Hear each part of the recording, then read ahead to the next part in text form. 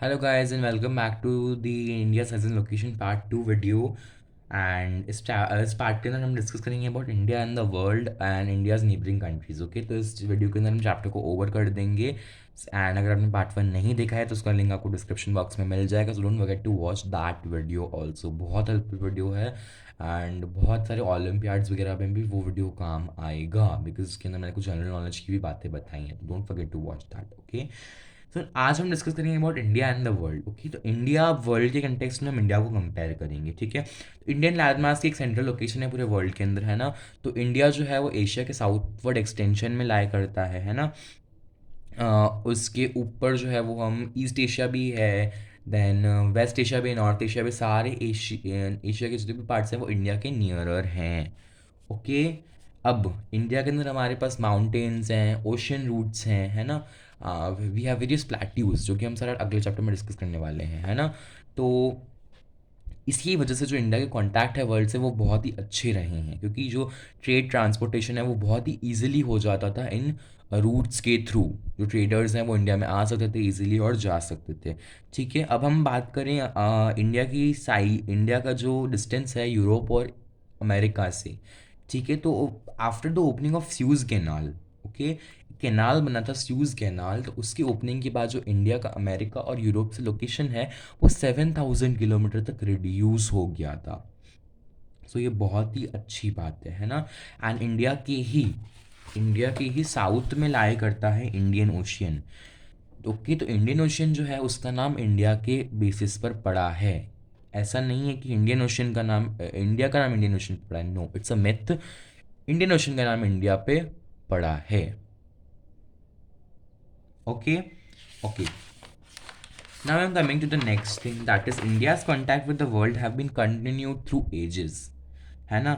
जैसे कि बहुत सालों से, कई सालों से जो इंडिया के जो रिलेशन हैं वो वर्ल्ड के साथ अच्छे हैं और चलते आ रहे हैं, है ना। जैसे कि हमने ग्रीक जो होते हैं, ठीक है, उनसे उनकी डोम स्ट्रक्चर की स्टाइल ली थी, है ना। जो मंदिर पर आप गुम्बज देखते हैं ना, डोम्स, वो स्टाइल हमने ग्रीक से ली थी। मिनरेट्स क्या होते हैं, नीचे से ब्रॉडर होते हैं, नीचे से ब्रॉडर होते हैं, ऊपर जाके नैरो होते जाते हैं, है ना। मंदिर में देखे होंगे, साउथ टेम्पल्स में बहुत ज़्यादा दिखते हैं वो, है ना। तो ये सारी चीज़ें जो हैं, और exchange of ideas and commodity मतलब कि चीज़ें, है ना।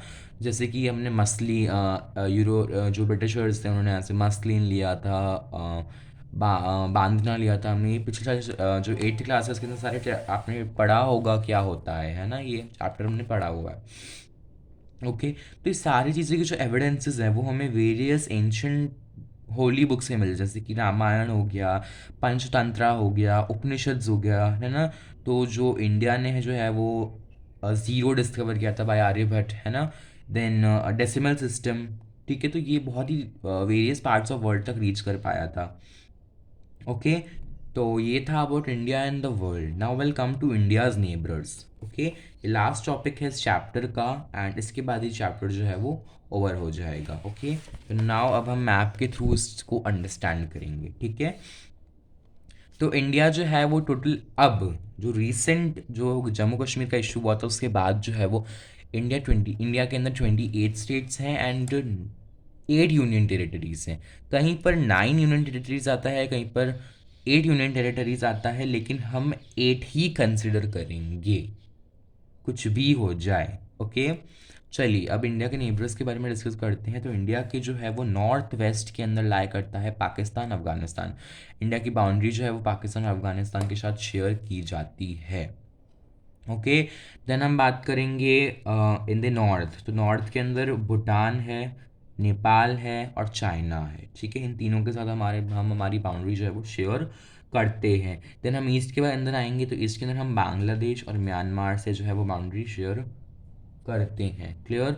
एंड जब हम आएंगे इन दी साउथ, ओके, तो साउथ के अंदर हम श्रीलंका एंड मालदीव से जो है वो अपनी लोकेशन या बाउंड्री शेयर करते हैं। ठीक है, तो श्रीलंका एंड मालदीव्स जो है वो आइलैंड है ना। Sri Lanka and Maldives are island. तो श्रीलंका जो है वो इंडिया से एक पाक स्ट्रेट और गल्फ ऑफ मन्नार से सेपरेटेड है।